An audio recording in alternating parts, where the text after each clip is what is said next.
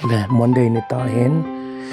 to ni honin ha hon ta kang update thei sa hina le jong hi Monday ni ta a ho na cha te ki khop na a thum khom na hi mun hin mi tamma ma me ya no ma me ya evangelist pi ile evangelist point thui na nei hin ho jang lam kai zo sa thum khom na ki nei in no ma mi pi khang tamma ma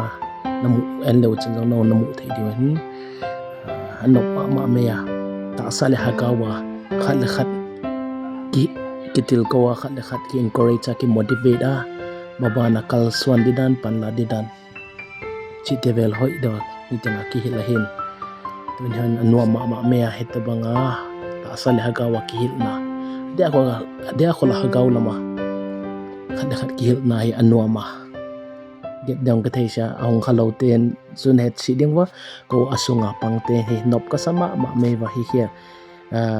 experience tamta ke ma personal memolen jo kasil do hi jang le lungki tua de wa thum khoma lungki tua de wa khut ki tua ka thum khomi anop ka sa wa ta sa le hagaw ade kon hagaw pathian ni nong na ase min ka mu hagaw siang thona shep na hi ke nge zong hi ka he thei hi amuna ithuma hi anup ta ni za to ma hi chi tu ni hona ngai kha tu tel en kha tu ten ni he ding wa kang gen he vai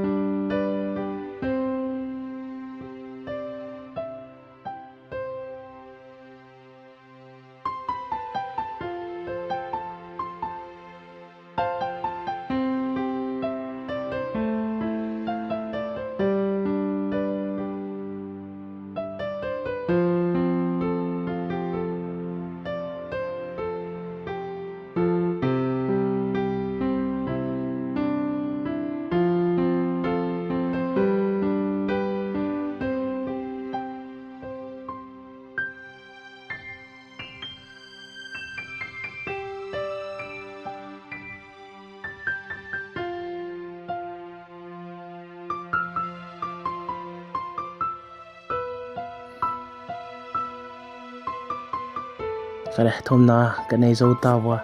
anwa ma me ya khat le khat wanau sangam banga ki da kilung se da ki koya ta sal hagawa lung simun khat puwa in huamang he anoma ka thum khomu to ni ta hona dinga hi ka chai ta in Monday ni ta dinga hi ka chai na wi ta in anwa ma me ya ki pa hwai me in chin